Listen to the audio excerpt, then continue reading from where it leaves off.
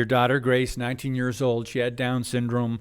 She had COVID. She was in the hospital in Appleton, Wisconsin. And just share the nuts and bolts of the who, what, where, when, and then why are you doing this? So Grace was 19. She had Down syndrome. Her first day in heaven was October 13th of 2021. The short story relative to the hospital stay is they euthanized Grace, and they euthanized her with a combination of meds, Precedex, lorazepam, and morphine.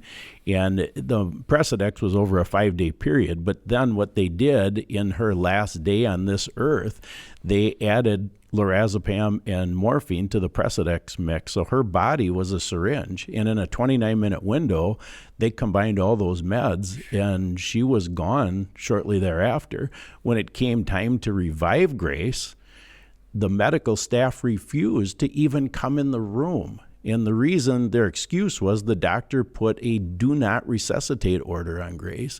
Of course, we now have the medical records. We learned of the DNR that night as we're screaming to save our daughter, and they hollered back, she's DNR.